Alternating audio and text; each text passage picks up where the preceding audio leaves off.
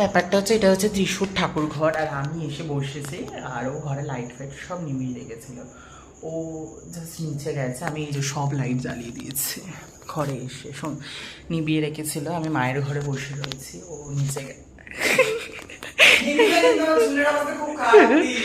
আমি লাইট জ্বালিয়ে দিয়েছি সব, তুই কি দেখতে পেয়েছিস?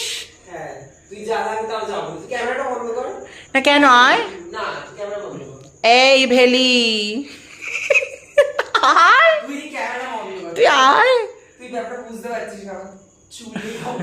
আমি ভাবলাম হয়তো লাইটের রিয়াকশন দেবে, লাইট জ্বালিয়ে দিচ্ছে বলে একটা বিরাট ষাঁড়ের মতন গর্জন।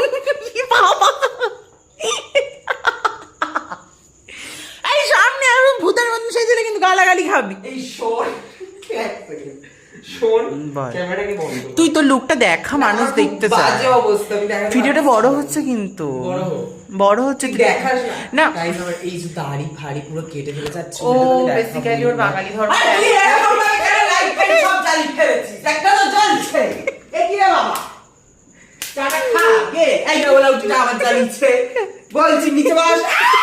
খোল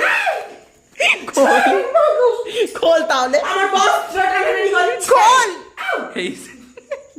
এই বগলে চুল দেখা যাচ্ছে, চি আবার গালাগালি খাবে। নেমেস না লাইট নেমেছে জ্বালা, এই জোর বগলে চুল দেখা যাচ্ছে। বল বাই দ্য ওয়ে, যেদিন আমি চুলটা কেটেছি সেদিন হ্যাঁ চুল কাটতে গেছে, তোকে ফোন করেছি, ও বলছে আমি চুল কাটতে যাচ্ছি। না আমার প্ল্যান ছিল না, আমি আমানের সাথে বেরিয়েছিলাম ফুচকা খেতে, আর আমার একটু কাজ ছিল, গঙ্গায় লক্ষ্মী পুজোর ফুল ফেলা ছিল, যার জন্য আমি এমনি ভাবলাম এই রাস্তা দিয়ে যাবো।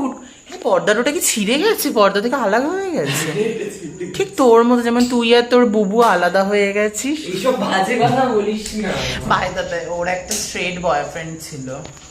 কি মিথ্যে কথা না গো, আমি সিঙ্গেল। ও প্রচন্ড ভালোবাসে তাকে এখনো, ও যার জন্য ওর বাবার 3তলা বাড়ি ছেড়ে খাল পাড়ে ও বলেছে আমি মাতা পার্বতীর মতন আমি শ্মশানচারীকে নিয়েও থাকতে রাজি।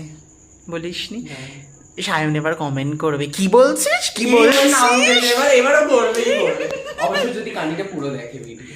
হ্যাঁ সেটাও কাকিমা চা করে পাঠিয়েছেন। বল তোর কমেন্ট গুলো নিয়ে কি বক্তব্য লাস্ট ভিডিও?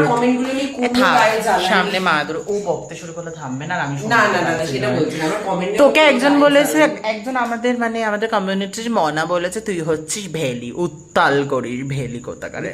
চুলটা থাকলে করতাম আমি উত্তাল ভেলি। ওর কি বড় বড় চুল ছিল, কিরম লাগছে সে ছাঁটায় ছাঁটায়, সে আমার সে মিলিটারিতে যেমন ছাঁট মারে না, ওদেরও ভালো লাগে অবশ্য, মিলিটারিতে বডি আছে সেক্সি লাগে ওদের।